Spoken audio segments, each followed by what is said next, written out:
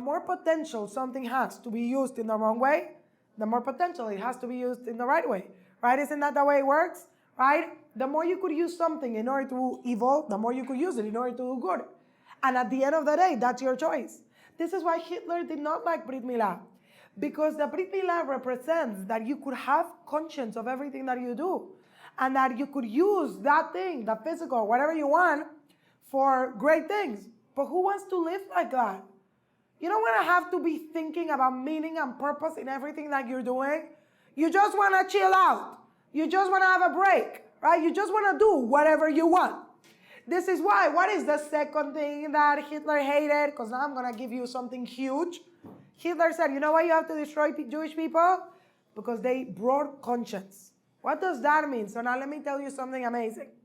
Hitler understood that just as every single individual has a conscience of its own, Jewish people are the conscience of humanity. This is what he understood. Just as every single individual has a conscience of its own, we are the conscience of humanity, right? That's what it means, the chosen people. You're responsible to teach about God. By the way, you could see this in an amazing level, and I'm going to prove this to you right now. But if you ever think about this, all of monotheist religions came out of which one? Us. How could it be, right? By the way, why were people not monotheist? You know why? When I was little, I loved reading Greek mythology, right? We have to read this for school. Do you have to read this? Yeah. Zero to hero, and then you saw Hercules. Who is the gladiator? Hercules. Why did you know this? What is the big thing about being monotheist? Just do Greek mythology, idol worship. Why? And you're going to see this. I'm going to teach this to you. But if you ever read Greek mythology, you know what's so fun about it? All of the gods had limitations. All of the gods fight with each other. They're more babies than we are. You know what I'm saying? Like, you ever read all of these, Helena de Troya, everyone is fighting with each other? If your God behaves like this, you could behave like this too. You know? It gives you permission to do whatever you want. You ever read the Code of Da Vinci? There's a reason why, people got so mad with this book.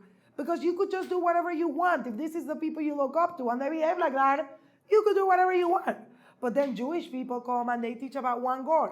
Now, whether you believe in the Jewish God or you don't believe in the Jewish God, you know what's the plus of monotheism?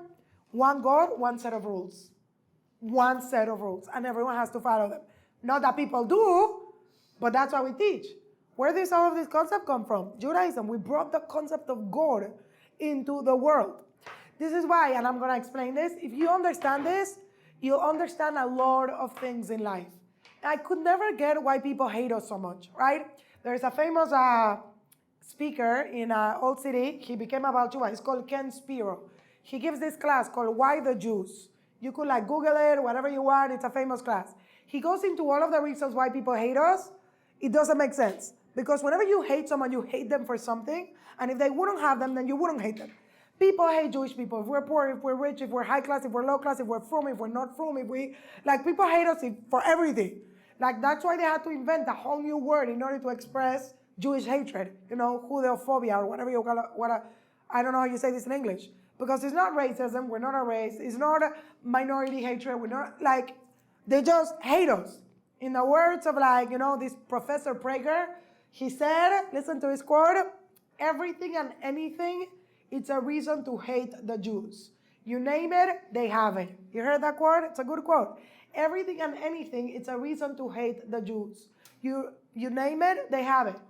Why do people hate us? By the way, this is in the Torah. From the moment we accepted the Torah, God gave us the Torah in a place called Sinai. Yes? Why Sinai? I don't know. But our rabbis say, don't read it only as Sinai, right? Read it as Sin'ah. Now it sounds the same. It's not written the same, but it pretty much sounds the same. So it's a play of words. Sin'ah means hatred.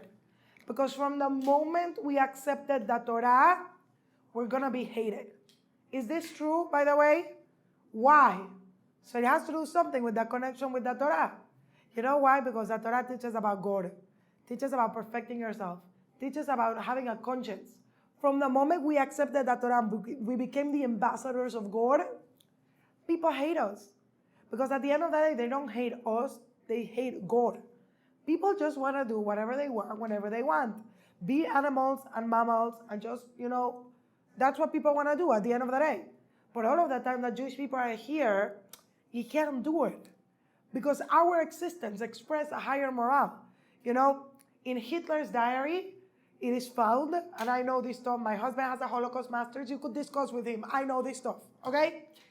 At one point, that joined all of these people, they had millions of dollars. They were trying to save Jewish people during World War II, right? And they were going to save Hungarian Jews. Hungarian Jews, these times, were not, they were very few. Hitler knew about this. He needed the money because he was losing the war. You know the story, whatever. It's not like he did not mind, but he said Hungarian Jews you can't save, right? But he was willing to let go a little bit of the German Jews. Why? Because the Germans are not that firm. They don't carry it with it. You know, they're like, it was completely assimilated. You know, they wanted to be like, you know this? You know what he wrote in one of his books? This is what he wrote. I'm not joking, by the way. This is Mein Kampf. He wrote, if only one little Jewish kid survives, quote, not like this, I'm paraphrasing, but like, if only one little Jewish kid survives with no family, friends, education, shul, community, nothing, without even knowledge that he's Jewish. He said, if only one little Jewish kid survives, he will be like a seed that will poison the world. That's like one powerful kid, okay? You know why? Because we carry it in ourselves. The Torah says that any Jewish soul in the world, has three qualities that no other soul has, or even if they have it, it's not like that latent in themselves. The Torah even says that if a goy has these three qualities, he should convert. Because his soul is one of the souls that wanted Torah and Har Sinai. You know what are these three qualities? The first one is chesed, kindness. Are Jewish people very into kindness? Okay, if you open up any book, phone book, whatever, in any neighborhood in Jerusalem, like the first, I don't know how many numbers, it's called gemach. Have you ever heard of this word, gemach? It means it's a deposit of goodness that people are just giving you for free. Like, people have gemach for like phones, gemach for baby car seats, gemach for wedding dresses, gemach for halot, in case your halot burnt in Shabbat, gemach for medicines. Hello, get alive. Why are people doing this? By the way, in case you're here and you ever come on Birthright, Meor, any Jewish trip, okay, think about this for one moment. How much did you pay? Oh, these Jewish people just want to share their money so other Jewish people get to know about their Judaism? And even if it's not like religious, like they come to Israel, you ever thought about this? That's weird. Like, why? Just like use it to, I don't know what, you know, like get a clothing made out of, like literally, like we have mental issues. Why are we helping so much people? I don't know. Everything is about giving, right? Give to me, I need a house, okay? Right? Then you have another quality, it's called rachamim, mercy. Are we the most merciful people in the world? We're pretty merciful. Sometimes too merciful, and it's bad for our own good. Because like Jewish people are the ones responsible for all of the anti-Jewish things also. Because, you know, they think we're not, you know, whatever you want, right? But we're very merciful people. We're everywhere. We're the ones, save the animals, save the world, heal the world, save the whales. You look into all of that, they're all Jewish, right? And the other one, which is what I want to talk right now, we're coming into it, is called busha. What is busha? Shame. Jewish people have a lot of shame. Now, shame, most people think that shame means, I'm shy. No. Shame in the good way. It means you have a sense that what is going on is wrong and therefore it embarrasses you. There are certain things we just won't do. You know when you were little and naive and life was beautiful and you were like, but Jewish people don't behave like that. You know what I'm talking about? Did you ever have this thought? And remember the first time I came to Israel, I'm driving with my husband and we see a jail. And I'm like, oh, is that like for Palestinians? He's like, no, it's a Jewish jail. I actually said this, okay? If you think I'm stupid, I don't care. But I was like, who goes there? They stole a sandwich or something? Like, why do you have jails for Jewish people? My husband is like, no, there's some Jewish people that killed. I'm like, really? Like, for real? They killed whom? Like, we kill people? Like, no way, right? We have this thing called Jewish guilt, right? You have to live up to expectations. You have to do good. You can't just you can't just go naked on the street. It doesn't make sense, right? Like our neshama, our soul desires better. And therefore, you have this sense of guilt when you're not behaving in a good way. This is probably why we're so kind and merciful. Because it embarrasses you to not be the person you could be. It's embarrassing. All of this we have in ourselves because, again, Hitler understood, just as every single individual has a conscience of its own, we're the conscience of the world. In the year 2000, this is a fact, you could Google it, right? The New York Times published the magazine and had a survey. Who were the 4 people that most affected the 20th century, which means 1900s, yes? Who were the 4 people that most affected the 20th century, for good or for bad? Who were? I know some of you are young, but all of you were born in the 1900s, okay? Who? Hitler. Who else? Marx. Who else? Guys, what's up? You're going to just let Olivia give all of the answers? Well, who else? Where are all of the psychologists out there? Freud. Great. Who else? Last one. There's a famous Jewish guy. Ah, beautiful. Einstein. Listen to this. Who were the 4 people that most affected the 20th century? Hitler, Marx, Freud, Einstein. 3 out of 4 are Jewish. The 3 good ones. I know you're thinking communism was not good. Communism started as a good idea. That's the idea of a kibbutz, right? You ever went to a kibbutz, right? 3 out of 4 are Jewish. By the way, since I like math, let me just tell you, you know what percentage we are of the world? Get ready? We're 0.02% of the world. And we manage to affect the world like this? How? In such good ways? You know when it's like Yom Ha'atzmaut and they start sending all of these emails about it, you know, like how amazing Israel are, and you're like, yay, I love Jewish. We've won 60% of Nobel Prizes. You understand this? By the way, I don't know how it is in America, but a few years ago they had a statistic. 60% of psychologists in America were Jewish or something like that. Fact. I mean, just like talk to like Jewish girls, they're all studying psychology. I mean, because anyways, we're all cuckoo, but like, how could this be? Because Jewish people, we have this. We want to improve. We want to save the world. This is why I want to tell you something. For the longest time, I mean, the whole idea of the Holocaust really, really bothered me. But if you think about the Holocaust, and maybe I'm not asking this well, but when I say the answer, you're going to be like, yeah, that's true. What bothers you about the Holocaust the most? Think about this like deeply. When you think about the Holocaust, what bothers you about the Holocaust the most? More than anything else. Think about this. Okay, I can't stay quiet for a long time, so you have to think quickly. What bothers you the most? Let me talk about the killing in itself. Let's say about the killing in itself. What? Oh, you wanted an answer? Oh. Yeah, I think it's not a rhetorical question. The fact that they chose, like, I don't know, some people have different views on how. What bothers you the most? She's gonna give me this They one chose too. to kill one certain community because they felt like we. Nah, that doesn't matter. It only bothers you because it hits close to heart because you're Jewish. But like, they're killing, the jihad is killing Yazidis, or the other one is killing, I don't know, all of these civil wars and what's going on in Syria. You don't go crazy about this. Huh? What bothers you the most about the killing in itself? Think about this, you'll for sure agree with me. Huh? They're torturing people. Let me just rephrase this. I don't think it's the number. I mean, it is a crazy number, but did anyone saw the news these days? Like, it's pretty creepy, and we're not like going out and like yelling, you know, Michael Jackson healed the world, right? If all of those people would have died in like how do you say a peste? Like in a sickness overnight, would it bother you the same?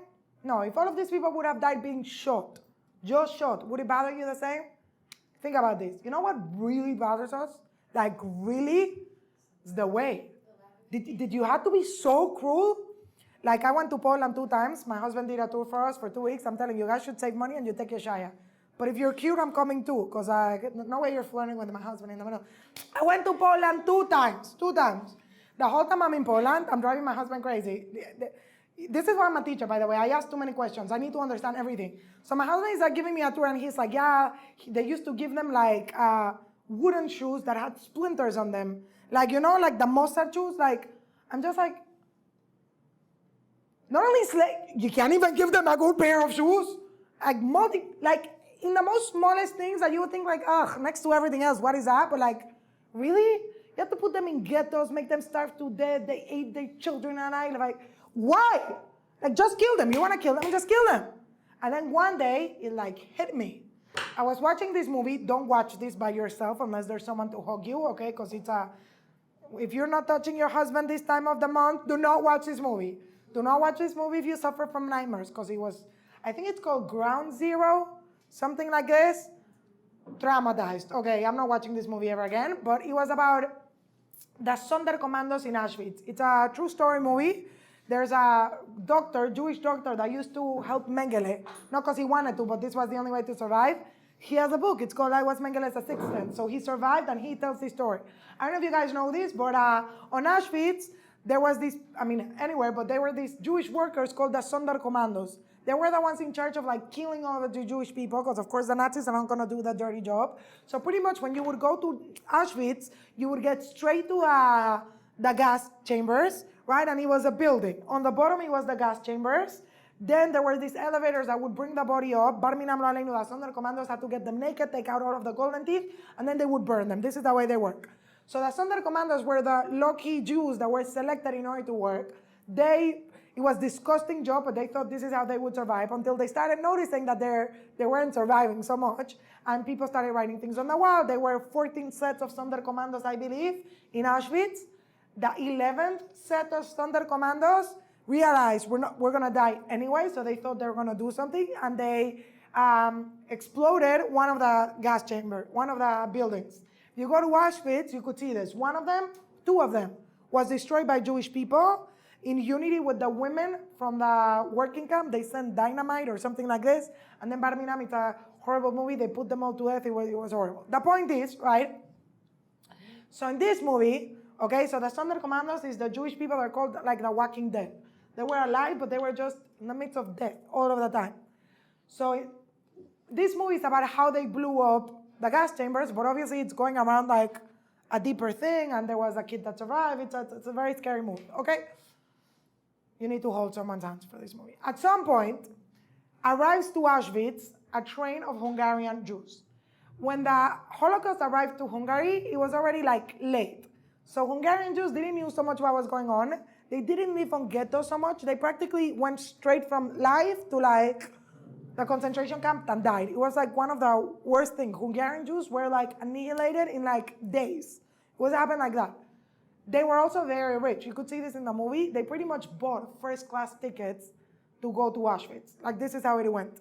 So they arrived in Auschwitz, and they were wearing, like, their clothes, their things. So, like, before they are going to gas chamber them, whatever you want to call this, gas them up, right? They took away all of what they had. Also, this was the job of the Jewish people. So they had to cheat on them. So they were telling them, get undressed, we're going to give you a shower, right? This was part of, like, embarrassing them.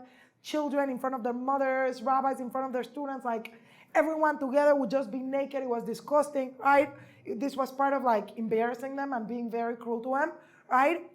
And then suddenly one of the Sonderkommandos that's Jewish, yes, follow this detail, sees that one of these Hungarian men has like a nice watch. So the way these Sonderkommandos would survive was that they got to enjoy whatever they were able to keep for themselves from what they got from the people. So they got like, every night they used to get drunk, because if not, how are you alive after killing per day 5,000 people, like this was the only way. So he sees this guy's watch and he starts telling him, give me your watch, give me your watch.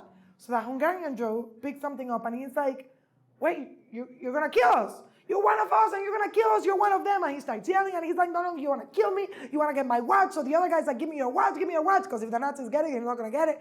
To make the story short, the Hungarian Jew starts yelling at him and the Jewish Sonderkommando starts beating this guy up, and he killed him through beating him up. The Nazi is watching all of these things from like the little like thing on the outside, right? And that night, the Sonderkommandos leave, they're drinking, right, whatever. And the Nazi come and he starts like clapping, right? And he says to all of the Jewish people, I knew we hated you and you're disgusting pigs, rats, whatever you want. But I never understood, like, why did we hate you so much? And today I saw, look at how lowly you'll behave, right?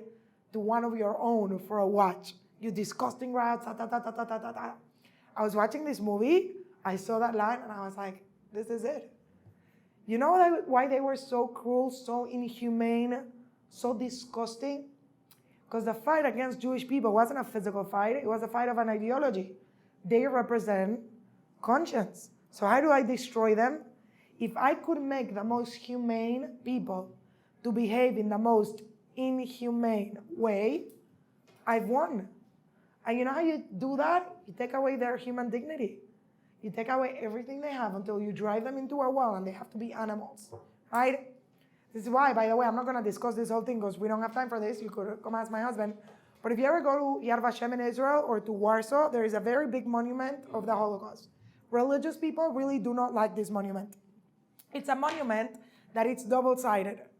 You know how everyone, you should just know that Holocaust survivors, apart from having a horrible Holocaust, it was very horrible after they survived. Because everyone looked at them like nothing, because they were like sheep that went to a slaughter. I don't know how you call this. It was horrible. Like Holocaust survivors were afraid to say they survived the Holocaust when they got here. It's like a big, big thing. So they have this monument. On one side of the monument, they have Mordechai Anilevich. You know, you do history. He's the one that started the uprisal of the Warsaw Ghetto, which is the famous uprisal, which, by the way, Holocaust Memorial Day is on which day? The uprisal of the Warsaw Ghetto, right? Because this is the one thing you should remember that Jewish people did during the Holocaust. They uprised, right? Because they all went walking. So you see this guy looking like Hercules, which, by the way, after being 3 years in a starving ghetto, he was not looking like Hercules, like, for sure. Okay, he was probably like 50 pounds, dying and fat with that, like, the little force he had left. This is in one side. Pretty much saying, this is who you had to be. On the other side, you have a bunch of, like, women and children, like, in chain, like, walking to their death. This is the monument. So the monument is pretty much saying, this is who we were, this is why we died, but if we would have been like that, we would have survived, right? This is pretty much a monument. Now, religious people don't really like the day of Yom HaShoah, but I'm not going to discuss all of these things. But one thing that we disagree is with the fact that the only thing you need to celebrate or to, like, say that was amazing about the Holocaust is fighting for survival. Because we don't think fighting just means fighting with weapons. We think fighting is fighting to keep yourself alive as a human being. That's a much greater fight. Like any woman that walked with her baby or with her child to go to death in order to, like, comfort him in his moment of death, that we think it's a greater survival than fighting with weapons. Because that's exactly why they wanted to get rid of you. Because you represent that and you managed to stay a human being till the end. Right? Anyone that tried to keep, and if you ever go to Yad Vashem, you'll see this in the pictures. Like when they were beating up, they tried to, like, hide it from the picture. Like when they took the picture, because they wanted to look like a human being. Right? Because that's the whole thing. They wanted to destroy my humanity, but I want to keep it. You ever saw that movie, Defiance? If you've never seen this movie, you have to see it. With the 3 Russian brothers that survived the Holocaust and built this whole camp in the middle of the forest of Russia. Right? That's defiance. That's fighting. Because the greatest revenge to the Nazis and to anyone that hates us is that we're still human beings. Not only are we still human beings, even in the Holocaust, we behave with the highest degree of morality you could ever think of. You know, there was a famous story about, you know, like, they used to pick up all of these children and, like, or anyone in the middle of the ghetto, they would be like, by tomorrow I need 100 children. And there was a list, and all of these children would go to their death. Everyone knew this. So one time there was a list of like 100 children, and this father saw that his child is on the list. And he knew that he was going to lose his child. So he went to the capo, the Jewish person in charge, and he said, how do I take my child out of the list? So he said, look, the Nazis asked for 100 children. If you manage to take this child out of the list and put another child, the Nazis are still okay, and you could save your child. So how is he going to do this? He has to pay, right? He happened to be he had money. And before he did this, he went to a rabbi and he said, Rabbi, you have to imagine this. Your child is going to die. You're being tortured in, like, concentration camp in the ghetto. You don't know if you ever, like, imagine this. He went to a rabbi and he said, Rabbi, I need to ask you for a very important halacha. He said, am I allowed to take my child out of this list and put another child? The rabbi was like, I don't want to answer this for you. Like, you do what you can in order to save you. He said, Rabbi, I want to know from halacha, is this right? Can I do this? The rabbi said no. So the guy said, then I guess I'm going to have to say goodbye to my child. You understand that? That's Jewish people. That's what it means. You have conscience. You have awareness. Even at the hardest time in your life, you keep on being human. Because that's exactly what it means to live with the conscience of God. And that's exactly why everyone doesn't like us. Because people don't want to live like that. I don't want to have to think about what I'm doing. I don't want to have to give answers to a God. I just want to do whatever I want, whenever I want, right? And living with God, it's a hard life. It's a life that it's not similar to for the way we see it, it's ultimate pleasure. But the way the world sees it, it's not pleasure. Can't do anything. You have to give accounting for everything that I do, right? This is really what it means to be chosen. It says in the Torah that anything that happens to the world, it's a message that is directed to the Jews, right? I'm finishing with this story. So anything, any suffering, any goodness that you see, even if it happens in Cambodia, even if the tsunami is like in Thailand, is something that is directed to the Jews. So now when I say this, people go like, oh, so we're the ones to blame from everything? So technically, yes. So when I say this, people are like, oh. By the way, I don't know if you ever noticed this, but news channels, especially in America, they happen to blame anything that happens to something that has to do with Israel. I don't know how they do this. There was the Boston Marathon, right? It was like Israel's fault because they just made peace with Israel, so the Arabs were angry, right? I don't know how. We're always at fault for everything. How could it be? So subconsciously, they don't know this, but subconsciously, you know what it's saying? It's a message directed to us. It's not that we're causing it, but if we were living a responsible life in which we're bringing God into our... You think there would be pain if God was alive in our lives? You think there would be pain? There was one scientist that was like working in his lab, and he was so busy, and his 5-year-old was like going around driving me crazy, so he didn't know what to do. He needed to find something for the 5-year-old to like get busy with something. So he grabbed a magazine, and he saw that in the magazine there was a picture of the world. He cut it in little pieces, and he says, here goes, you have a puzzle, go build the world. So the guy's like, for sure, how long is it going to take you to put all of the pieces of the world together? Like at least 2 hours. 5 minutes later, the kid comes and he says, Daddy, I finished. He says, oh my God, my child is a genius. How did you finish the world? How did you know how to fix the world? He says, Daddy, I didn't know how to fix the world. But when I turned around, I saw that in the other side of the page, there was a picture of a human being. And a human being, I knew how to fix. And you know what happened when I fixed the human being? I ended up fixing the world. That's a Jewish idea. If you fix yourself, you fix the world. You understand? That's what it means to be chosen. And I'll continue with this next time. Great. Any questions till now? No, I see some of you are teary crying. It makes me so happy. Okay, fine.